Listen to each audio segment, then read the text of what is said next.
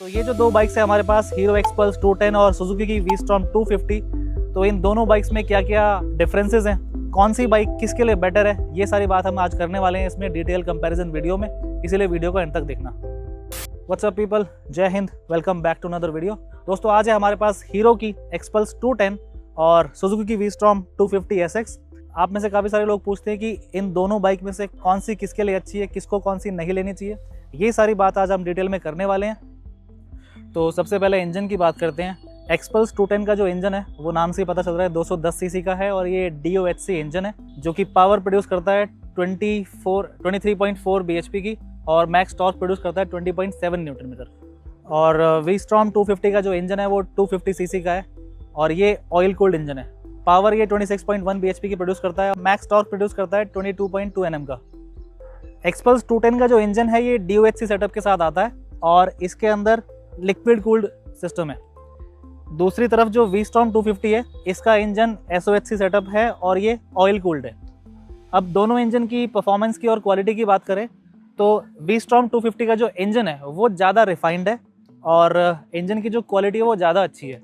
XPulse 210 के engine में थोड़ी बहुत वाइब्रेशंस हैं जो आपको 60-70 तक तो सही लगती है, 80 जब आप क्रॉस करते हो तो वाइब्रेशंस बढ़ने लग जाती हैं और 100 के बाद तो वाइब्रेशंस काफ़ी ज़्यादा बढ़ जाती है इसके अंदर, जिसकी वजह से मैं इसको 100+ तो चलाना पसंद नहीं करता क्योंकि वाइब्रेशंस काफ़ी बढ़ जाती हैं। दूसरी तरफ ये वाला जो इंजन है वी-स्टॉर्म का ये काफ़ी ज़्यादा रिफाइंड है, वाइब्रेशंस इसके अंदर बिल्कुल फील नहीं होती और काफ़ी रिफाइंड है ये। इसको अगर आप 100 पे चला रहे हो, 120 पे चला रहे हो तो ये इंजन काफ़ी रिफाइंड फील होता है और ऐसा फील नहीं होता कि इसमें से मतलब बजिंग स्टार्ट होती है डेफिनेटली 100 के बाद, लेकिन ऐसा वाइब्रेशंस टाइप अगर आपको लगे कि इरिटेशन कोई हो रही हो, ऐसा बिल्कुल नहीं होता। तो ये इंजन क्वालिटी वाइज रिफाइनमेंट के हिसाब से ये वाला इंजन ज़्यादा बेटर है।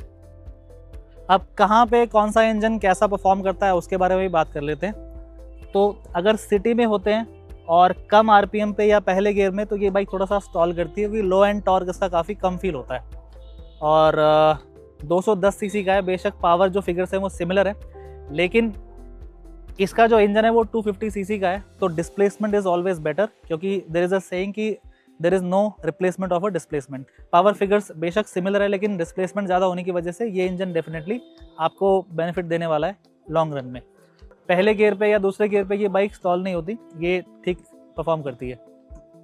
अब बात करते हैं जो इन बाइक्स की मेन चीज़ है, क्योंकि ये एडवेंचर सेगमेंट की बाइक्स है दोनों, तो जो मेन चीज़ है वो है सस्पेंशन ट्रेवल, कि ऑफ रोड में या गड्ढों में कैसा परफॉर्म करती है कौन सी बाइक।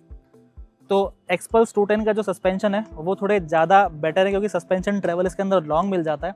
फ्रंट में इसके अंदर 220 mm का ट्रेवल मिल जाता है और इसके अंदर 120 mm के आसपास का ट्रेवल मिलता है। तो सस्पेंशन के हिसाब से तो ये वाली बाइक जो है वो ज़्यादा अच्छा परफॉर्म करती है ऑफ रोड वगैरह में। तो सस्पेंशन जैसे इसका जो है ट्रेवल वो थोड़ा सा उतना ज़्यादा नहीं है। दूसरी तरफ अगर मैं एक्सपल्स का दिखाऊंगा क्योंकि बहुत ही बेहतरीन सस्पेंशन है इसका, तो अगर इस पर मैं थोड़ा सा भी अगर हाथ रखता हूँ तो ये देखो, ये बाइक सस्पेंशन जो है वो काफ़ी अच्छा, बहुत ज़्यादा सॉफ्ट है। इसके सस्पेंशन अगर आप नॉर्मल बाइक से कंपेयर करोगे तो उससे तो थोड़े से बेटर हैं, लेकिन एडवेंचर सेगमेंट के हिसाब से थोड़े से स्टिफ हैं। अगर इसके अंदर सस्पेंशन ट्रेवल थोड़ा सा ज़्यादा देती सुजुकी तो इसकी जो राइड क्वालिटी है, जो ऑफ रोडिंग कैपेबिलिटी है वो काफ़ी बढ़ जाती, क्योंकि ये एडवेंचर टूरर है और ये प्रॉपर एडवेंचर बाइक है। तो एडवेंचर टूरिंग के हिसाब से ये वाली बाइक बेटर है। अगर आपको टूर पे जा रहे हो और बीच में थोड़े बहुत रफ पैचेस आते हैं तो ये बाइक इजीली हैंडल कर सकती है, लेकिन अगर बहुत ज़्यादा ऑफ रोड है तो वहाँ पे डेफिनेटली एक्सपल्स 210 ज़्यादा बढ़िया परफॉर्म करेगी, क्योंकि यही इसका जो मेन बेनिफिट है वो यही है कि इसका सस्पेंशन ट्रेवल बहुत अच्छा है, चाहे वो फ्रंट की बात हो या पीछे की बात हो।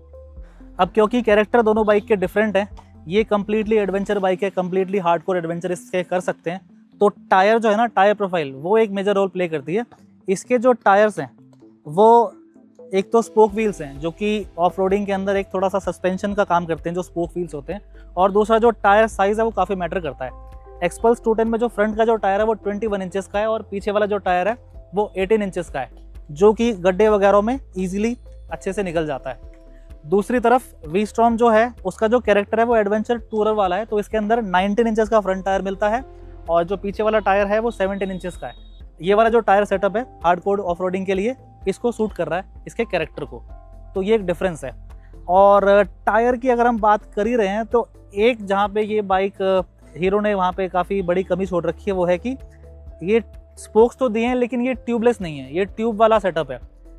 इसी के अंदर अगर ऑप्शनल होता कि ट्यूबलेस स्पोक्स का ऑप्शन दिया जाता, चाहे वो एडिशनल एक्सेसरी में देते जैसे रॉयल एनफील्ड ने दिया है वैसा करके देते तो वो भी बेटर रहता। लेकिन इसके अंदर है ट्यूब सेटअप, जिसकी वजह से अगर आप टूर पे जा रहे हो या फिर कहीं पे भी जा रहे हो, बाहर जा रहे हो, अगर पंचर हो जाता है तो ये बहुत बड़ा इनकन्वीनियंस है, क्योंकि जल्दी से ट्यूब सेटअप वाले का पंचर लगाने वाला जल्दी से मिलता नहीं है। दिल्ली जैसी जगह में अगर आसपास 10 पंचर की दुकानें, 10 में से 8 पंचर वाले इसका पंचर लगाने के लिए मना कर देंगे। क्यों? क्योंकि इसमें टायर वगैरह खोल के काफ़ी लंबा चौड़ा काम हो जाता है, तो जल्दी से कोई लगाने के लिए रेडी नहीं होता। तो उसके हिसाब से ये वाली बाइक अगर टूरिंग पे आप लेके जा रहे हो, टूर पे लेके जा रहे हो, तो यहाँ पे एक कन्वीनियंस आपको मिल जाता है कि इसके अंदर ट्यूबलेस सेटअप मिल जाता है, जो कि अगर पंचर वगैरह हो तो आप हवा भर के भी काम चला सकते हो या फिर खुद पंचर लगा सकते हो। और अगर खुद पंचर नहीं लगा रहे तो पंचर लगाने वाले इजीली मिल जाएंगे। तो ये एक पीस ऑफ माइंड इसके अंदर मिल जाता है, जो कि इन दोनों में काफ़ी बड़ा डिफरेंस है, कैरेक्टर के हिसाब से भी और कन्वीनियंस के हिसाब से भी। अब बात करते हैं ग्राउंड क्लियरेंस की। वी-स्टॉर्म 250 में जो ग्राउंड क्लियरेंस मिलता है वो है 205 mm का, और दूसरी तरफ एक्सपल्स 210 में 220 mm का ग्राउंड क्लियरेंस मिलता है, जो कि इसके कैरेक्टर के लिए इसका ग्राउंड क्लियरेंस ठीक है, क्योंकि ये कंप्लीट ऑफ रोडिंग मशीन है, कंप्लीट एडवेंचर बाइक है। तो इसका जो ग्राउंड क्लियरेंस है वो बिल्कुल जस्टिफाइड है, क्योंकि इसको आप बिल्कुल हार्डकोर ऑफ रोडिंग कर रहे हो, ट्रेल राइडिंग कर रहे हो, तो वहाँ पे उसके लिए इसका जो अच्छा खासा क्लियरेंस मिल जाता है। ये हार्डकोर ऑफ रोडर है नहीं और ये एडवेंचर टूरर है, तो जो इसका जो ग्राउंड क्लियरेंस मिल रहा है वो इसके हिसाब से जस्टिफाइड है। तो दोनों के ग्राउंड क्लियरेंस काफ़ी अच्छे खासे हैं, इन दोनों की अपनी अपनी कैटेगरी के हिसाब से। अब राइडिंग कंफर्ट की बात कर लेते हैं। जो सीट है एक्सपल्स 210 की वो थोड़ी ज़्यादा कंफर्टेबल है, कुशन वगैरह जो सीट का है वो ज़्यादा अच्छा है। मैं आपको दिखा देता हूँ, इसका जो कुशन है वो काफ़ी अच्छा है, सीट जो है वो इसकी ज़्यादा कंफर्टेबल है। हालांकि सीट थोड़ी सी नैरो है बट उतनी ज़्यादा प्रॉब्लम फील नहीं होती, कुशन क्योंकि अच्छा है। और दूसरी तरफ जो वी-स्टॉर्म की जो सीट आती है, जो स्टॉक सीट आती है, वो काफ़ी स्टिफ आती है कंपेयर टू एक्सपल्स 210। हालांकि फ़िलहाल जो इसके अंदर सीट है जिसकी ये बाइक है, उन्होंने इसको कस्टमाइज़ करा रखा है, ये मतलब मॉडिफाइड है, तो ये स्टॉक सीट नहीं है, उन्होंने कंफर्ट के हिसाब से इसको अपग्रेड करा रखा है। लेकिन जो स्टॉक सेटअप इसके अंदर आता है ना, वो थोड़ा स्टिफ है, जो अगर आप कहीं टूर कर रहे हो या लॉन्ग राइड कर रहे हो वहाँ पे आपको डिस्कम्फर्ट डेफिनेटली फील करना पड़ता है इसकी सीट की वजह से। और सीट हाइट की अगर बात करें तो एक्सपल्स 210 की जो सीट हाइट है वो 830 mm है, और वी-स्टॉर्म 250 की जो सीट हाइट है वो 835 mm है। तो ये वाली सीट हाइट जो है वो डेफिनेटली थोड़ी सी ज़्यादा है। दोनों ही बाइक में अगर आपकी हाइट 5.6 से कम है तो या तो राइडिंग स्किल्स आपकी अच्छी हो या फिर राइडिंग बूट्स वगैरह आपने थोड़े से हैवी सोल वाले पहने हो तो आपको हेल्प हो सकती है। और 5.6 से अब अगर हाइट है दोनों बाइक आपके लिए कंफर्टेबल रह सकती हैं। लेकिन सीट हाइट की जो हम बात कर रहे थे, इसकी जो सीट है वो नैरो है, तो राइडर वाली सीट है वो तो फिर भी ठीक है, लेकिन एक्सपल्स 210 की जो पिलियन वाली सीट है वो बिल्कुल कंफर्टेबल नहीं है। एक तो ये साइज़ में काफ़ी छोटी है, नैरो भी है और वैसे भी लेंथ में भी छोटी है और हार्ड भी है। तो अगर हम वी-स्टॉर्म 250 की सीट की अगर बात करें, वी-स्टॉर्म 250 की जो सीट है वो विड्थ में अच्छी है, राइडर के लिए भी अच्छी खासी सीट मिल जाती है और पिलियन के हिसाब से भी अच्छी सीट मिल जाती है। तो अगर सीट के साइज़ के हिसाब से अगर बात करें तो इसकी जो सीट साइज़ के हिसाब से पिलियन इस पर ईजिली कंफर्टेबली बैठ सकता है। उसकी तो सीट ही थोड़ी सी ना साइज़ वाइज कम पड़ती है पिलियन वाली, उस पर तो पिलियन बिल्कुल भी कंफर्टेबल नहीं है। माइलेज की बात कर लेते हैं। माइलेज दोनों बाइक्स की लगभग आसपास है, थोड़ा बहुत डिफरेंस है। जैसे इसकी जो माइलेज है वो सिटी में 35 से 38 के आसपास मिल जाती है, इसकी सिटी में 33 से 35 kmpl के आसपास मिल जाती है। तो बहुत ज़्यादा डिफरेंस नहीं है, क्योंकि ये 250 सीसी है, ये 210 सीसी है। और वही अगर हाईवे की बात करें तो हाईवे पे इसकी माइलेज आपको 45 से 50 मिल सकती है अगर आप बहुत अच्छा राइड कर रहे हो, और अग्रेसिवली राइड कर रहे हो तो 40 इसको इसमें फिर भी आपको मिल जाती है। सिमिलरली जब हाईवे पे क्रूज कर रहे हैं तो हाईवे पे इसकी माइलेज भी काफ़ी सिमिलर है, 45 से लेके 48 या 50 की माइलेज इसमें मिल सकती है, depending on your riding style. Mileage की बात हमने करी ली, अब टैंक रेंज की बात भी कर लेते हैं। इसका जो टैंक है वो 13 लीटर का है और इसका जो फ्यूल टैंक है वो 11 लीटर का है, तो इसके अंदर 2 लीटर आपको फालतू मिलता है, तो डेफिनेटली वो बेनिफिशियल है। और माइलेज जितनी मिलती है उसके हिसाब से 2 लीटर में आप अच्छा खासा किलोमीटर और कवर कर लेंगे उसमें। अगर आप टूर पे जा रहे हो तो आराम से 80-100 किलोमीटर की एक्स्ट्रा रेंज आपको मिल जाती है एक्सपल्स 210 में कंपेयर टू वी-स्टॉर्म 250। हाईवे पे जो परफॉर्मेंस है, जो हाई स्पीड पे जो परफॉर्मेंस है उसकी बात कर लेते हैं। ये वाला जो इंजन है वो 80-90 पे पूरे दिन इसको आप राइड कर सकते हो, 100 भी इस पे पूरे दिन राइड कर सकते हो मतलब, और कभी कभी ओवरटेक करना हो तो 100 वगैरह ठीक है। तो 80 से 100 के बीच में ये बाइक अच्छी परफॉर्म कर सकती है। लेकिन ये वाली जो बाइक है वी-स्टॉर्म, इसका इंजन हाईवे टूरिंग के लिए ज़्यादा बेटर है। इस पे अगर आप 110 120 कर रहे हो पूरे दिन तो इसमें कोई प्रॉब्लम नहीं है। बीच बीच में आपको ओवरटेक वगैरह कर रहा है तो 130 भी ये जा सकती है, लेकिन 100 120 130 तक ये काफ़ी कंफर्टेबल फील होती है। हाईवे पे काफ़ी प्लांटेड फील होती है, क्योंकि इसका सस्पेंशन जो है वो थोड़ा सा स्टिफर साइड है, तो इसलिए हाईवे पे जो इसकी राइड है वो और थोड़ी सी कंफर्टेबल और कॉन्फिडेंस इंस्पायरिंग आपको लगती है। अब बात करते हैं हेडलाइट की। तो एक्सपल्स 210 की जो हेडलाइट है वो सेगमेंट में काफ़ी अच्छी है।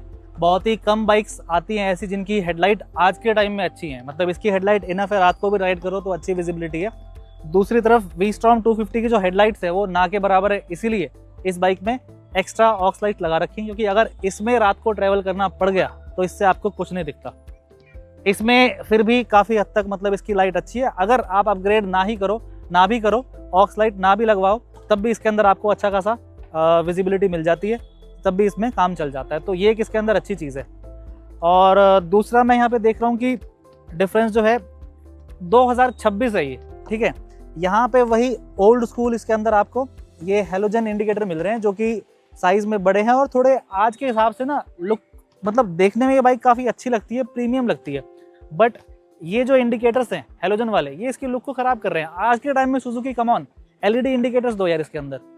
ये हीरो है, इसके अंदर एलईडी इंडिकेटर्स मिल रहे हैं जो ठीक है मतलब। और एक चीज़ मैं आपको यहाँ पे दिखाता हूँ, ये वी-स्टॉर्म 250 में जो डिस्प्ले आपको मिल रही है, इंस्ट्रूमेंट क्लस्टर जो आपको मिल रहा है आज के टाइम में भी, ये 2015 वाला इंस्ट्रूमेंट क्लस्टर अभी भी दे रहे हैं, नेगेटिव एलसीडी दे रहे हैं इसके अंदर आज भी। दूसरी तरफ एक्सपल्स 210 क्योंकि आज के ज़माने की बाइक है, तो हीरो ने इसके अंदर कलर TFT डिस्प्ले दी है, जो कि काफ़ी अच्छी लगती है आज के टाइम के हिसाब से, जिसकी ब्राइटनेस वगैरह भी अच्छी है और काफ़ी सारी चीज़ें इसके अंदर अच्छी हैं। राइडिंग मोड्स वगैरह मिल जाते हैं, टर्न बाय टर्न नेविगेशन इसके अंदर भी है, उसके अंदर भी है, बट इसके अंदर कलर TFT होने की वजह से डिस्प्ले वाइज, फीचर वाइज थोड़ी सी ज़्यादा बेटर लगती है ये। और फीचर्स के हिसाब से जो एक्सपल्स 210 की जो लाइट है, हेडलाइट है, वो ऑटोमेटिक है, यानी कि अगर दिन है तो ये लाइट्स ऑफ रहती हैं। DRL ज़रूर जलते रहते हैं, लेकिन जो लाइट है, हेडलाइट है, वो ऑफ रहती है। जैसे ही आप अंडरपास में या टनल वगैरह में जाते हो, जैसे ही जब अंधेरे में जाते हो तो ये ऑटोमेटिकली जल जाती है और रात को ऑटोमेटिकली जल जाती है। इसमें वो सेटअप नहीं आता, इसमें ये ऑल टाइम रनिंग लाइट्स हैं, DRL भी जलेंगी और हेडलाइट भी जलेगी। तो हालांकि ऑटोमेटिक हेडलाइट होने से इतना कोई ज़्यादा फ़र्क नहीं पड़ता परफॉर्मेंस में, या वो उतनी ज़्यादा चीज़ नहीं है, वो डिपेंड करता है, वो फीचर है बस, है तो थोड़ा सा अच्छा है, नहीं है तो इसमें कोई ऐसा फ़र्क नहीं पड़ रहा है उसमें। हाँ, LED इंडिकेटर जो है वो ज़रूर इसमें ऐड ऑन करते हैं, अगर इसके अंदर होते तो वो अच्छे लगते, जो मैं पहले ही बता चुका हूँ। दोनों ही बाइक में आपको ड्यूल चैनल ABS मिल जाता है। डिफरेंस ये है कि ये क्योंकि कंप्लीट ऑफ रोडिंग वाली बाइक है, एडवेंचर बाइक है, तो इसके अंदर स्विचेबल है ABS पीछे वाला, क्योंकि इसके अंदर जब आप राइडिंग मोड चेंज करोगे तो जो ट्रेल वाला जो मोड है उसके अंदर पीछे वाला जो ABS है वो ऑफ हो जाएगा। ये क्योंकि एडवेंचर टूरर है तो इसके अंदर वो ABS स्विचेबल ABS का ऑप्शन नहीं है इसके अंदर। ब्रेक्स की बात कर ही रहे हैं तो डिस्क की भी बात कर लेते हैं। इसके अंदर जो डिस्क साइज़ है वो 276 mm का है और जो पीछे वाला है वो 220 mm का है। दूसरी तरफ वी-स्टॉर्म 250 के अंदर जो डिस्क है उसका जो साइज़ है वो 300 mm का है और पीछे वाली इसके अंदर भी 220 mm की है। तो 21 इंचेस का ये व्हील है, तो उसके हिसाब से डिस्क का जो साइज़ है वो काफ़ी कम है। इसके अंदर देखो अच्छी खासी थिकनेस आपको मिल जाती है। डिस्क का जो साइज़ है वो 300 mm का मिल जाता है, वो ज़्यादा अच्छा है। उसी वजह से जो इसकी जो ब्रेक्स है एक्सपल्स 210 की वो इतनी ज़्यादा इफेक्टिव नहीं है, वो अच्छी हो सकती थी। और दूसरी तरफ जब मैंने वी-स्टॉर्म 250 को राइड किया तो इसकी जो ब्रेकिंग है वो काफ़ी इफेक्टिव है, वो अच्छी है इस बाइक के हिसाब से, क्योंकि डिस्क का जो साइज़ है आपने देखा कि 300 mm का है। जो एक्सपल्स के जो टायर हैं वो आगे और पीछे वाले दोनों ही पतले हैं। ऊपर से अगर आप इस बाइक को देखोगे तो ऊपर से काफ़ी थोड़ी सी बड़ी सी है, लेकिन नीचे से टायर जो काफ़ी पतले पतले हैं, तो लुक का ना मतलब डिज़ाइन थोड़ा सा इनका थोड़ा अजीब सा है। तो फ्रंट वाला जो टायर है, फ्रंट वाला वो 90 सेक्शन का है और पीछे वाला 120 सेक्शन का है। तो अगर टायर इसके अंदर थोड़े से ब्रॉड दिए होते, जैसे कि हिमालयन 450 भी प्रॉपर एडवेंचर बाइक है, तो उसके जो टायर है वो थोड़े से ब्रॉड है, जिसकी वजह से स्टेबिलिटी अच्छी मिलती है। इसकी स्टेबिलिटी थोड़ी सी रोड पे और अच्छी होती है अगर इसके टायर थोड़े से कम से, एटलीस्ट पीछे वाला 140 सेक्शन का दिया होता तो देखने में भी अच्छी लगती और रोड पे परफॉर्म भी अच्छी करती। इसमें जो टायर है वो इसके लुक के साथ प्रॉपर जा रहे हैं और इसके लुक को एनहांस कर रहे हैं। जैसे कि फ्रंट वाला टायर 100 सेक्शन का है और पीछे वाला 140 सेक्शन का है, तो टायर जो है इसके लुक को काफ़ी कॉम्प्लीमेंट कर रहे हैं। इस बाइक को देखोगे डिज़ाइन वाइज, जैसे ये बाइक ऊपर से बहुत बल्कि नहीं है, एक मतलब सिमेट्रिकल है ये बाइक, तो लुक वाइज थोड़ी सी डिज़ाइन जो है ना वो इस बाइक का ज़्यादा अच्छा लगता है, ज़्यादा प्रीमियम है। V-Strom 250 में जो फिट एंड फिनिश है और क्वालिटी है वो ओवरऑल मतलब टॉप नॉच रखी है, क्योंकि सुजुकी है, जापानीज ब्रांड है, तो फिट एंड फिनिश में कोई कमी नहीं छोड़ते। ये फीचर्स वगैरह ये काफ़ी लेट डालते हैं, उन चीज़ों में काफ़ी सोचते हैं, लेकिन फिट एंड फिनिश और क्वालिटी में अच्छा काम करते हैं। तो पैनल गैप्स वगैरह काफ़ी कंसिस्टेंट हैं, कहीं पे भी ऐसी फिट एंड फिनिश की कमी नहीं है।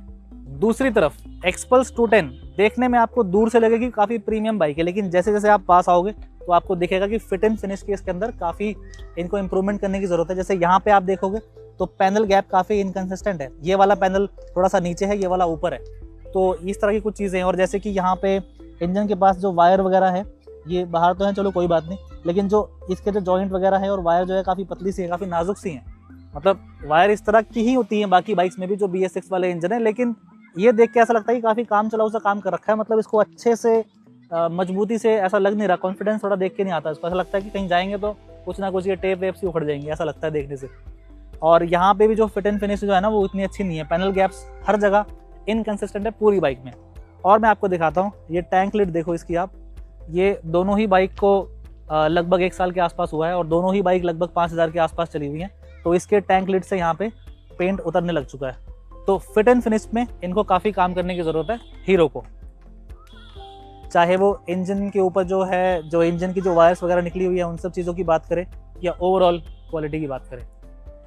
एक्सपल्स 210 चाहे आप सिटी में राइड कर रहे हो, गड्ढे वड्ढे आ गए, तो इस बाइक को लेके ना आप ढूंढते हो कि कहीं पे गड्ढे आ जाएं, ख़राब रोड आ जाएं, ऑफ रोड मिल जाए, तो देख के मज़ा आ जाता है। और ऑफ रोड वगैरह में ना इसको फास्ट राइड आप कर सकते हो, क्योंकि टायर बड़े हैं तो ईजिली ऑब्स्टेकल्स वगैरह के ऊपर से निकल जाते हैं, गड्ढे वड्ढों के ऊपर से ऐसे निकल जाते हैं, क्योंकि टायर का दोनों का साइज़ बड़ा है। अग्रेसिवली इसको ऑफ रोडिंग में राइड करोगे तो आपको ज़्यादा और ज़्यादा मज़ा आएगा। इसका जो इंजन है उसको आप ज़्यादा रेव करोगे तो आपको ज़्यादा रश फील होगा।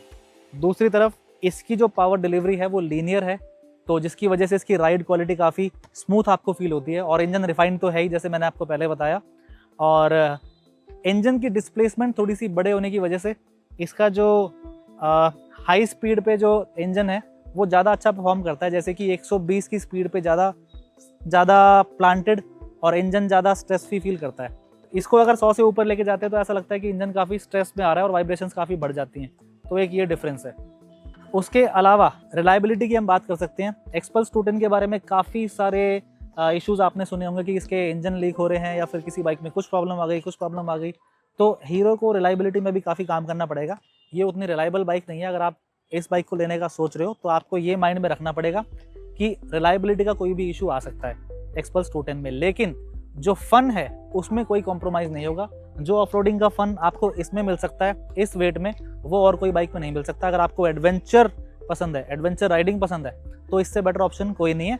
लेकिन शर्त यह है कि आपको 2 चीज़ें मैनेज करनी पड़ेगी। एक, आपको रेडी होना पड़ेगा अनएक्सपेक्टेड सरप्राइजेस के लिए, जैसे कि कहीं बाहर जाते हो तो कोई भी रिलायबिलिटी का इशू आ गया, उसके लिए रेडी होना पड़ेगा। दूसरा, जो ट्यूब सेटअप है, कहीं भी पंचर हो गई तो वो आपको झेलना पड़ेगा।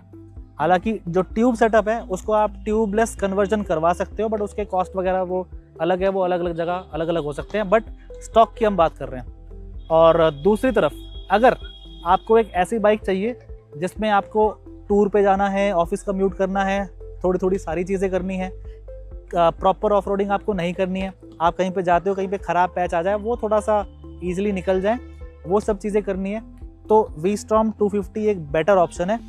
और ये रिलायबल भी है।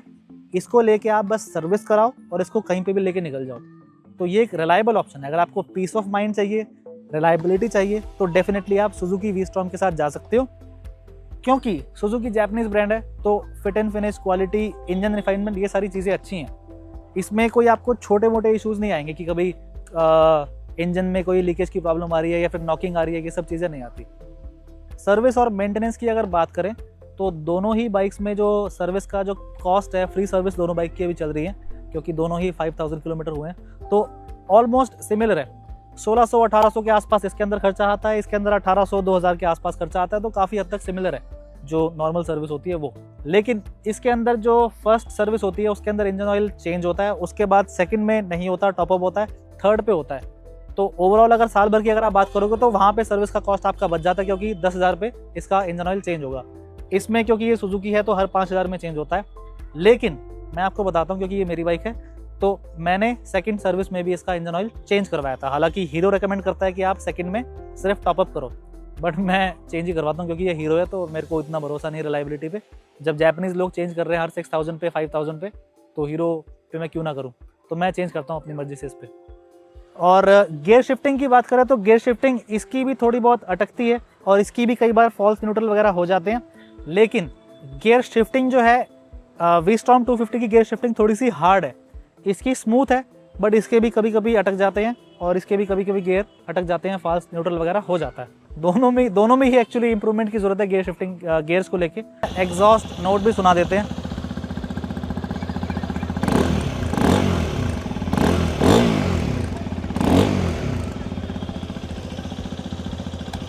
तो इसका जो एग्जॉस्ट नोट है वो इसके कैरेक्टर की तरह पंची है, क्योंकि ये ऑफ रोड में एक आपको अग्रेसिवली चलाने वाली बाइक है ऑफ रोडिंग में, तो उस हिसाब से पंची इसका काफ़ी एग्जॉस्ट नोट है।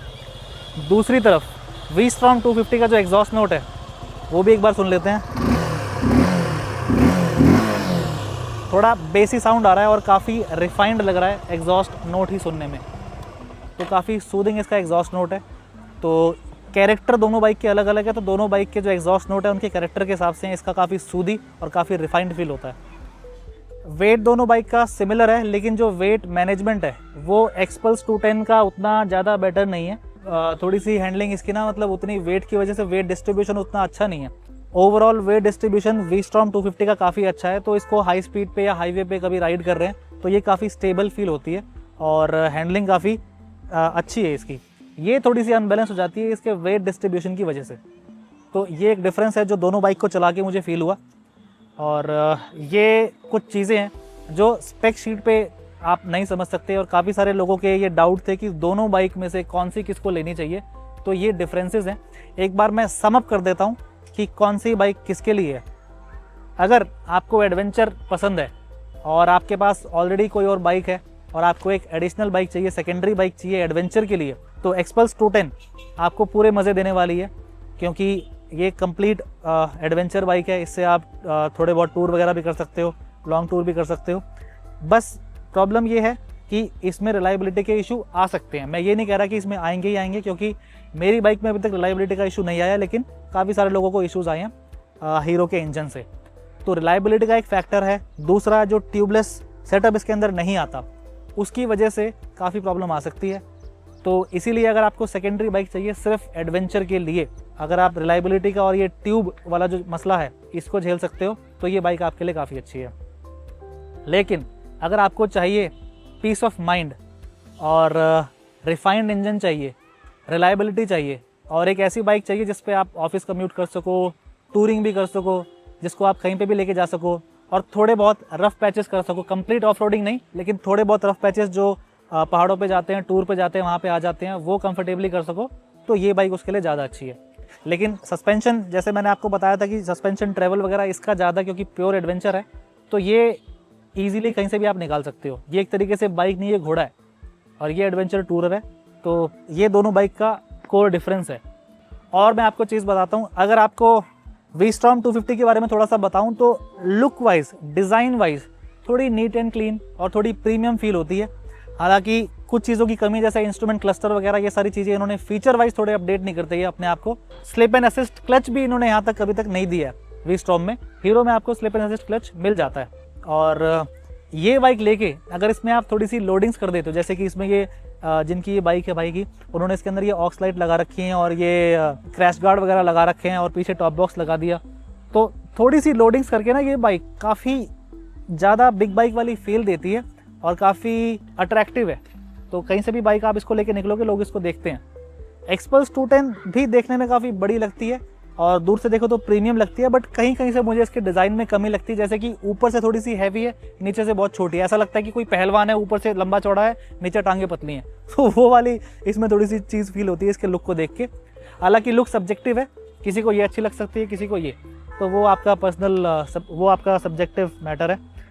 तो आई होप कि आपको क्लियर हो गया होगा कि कौन सी बाइक किसके लिए है और किसको कौन सी बाइक लेनी चाहिए। वीडियो अगर आपको अच्छी लगे तो वीडियो को लाइक करो। इन केस मैंने कुछ मिस कर दिया दोनों बाइक के बारे में, कोई आपको डाउट हो तो आप मुझसे कमेंट में पूछ सकते हो। तो ये थी आज की वीडियो। अगर आपको अच्छी लगे तो वीडियो को लाइक करो, चैनल को सब्सक्राइब कर लो। मिलते हैं किसी अगली वीडियो में, तब तक के लिए राइड सेफ, टेक केयर, जय हिंद, साइनिंग ऑफ।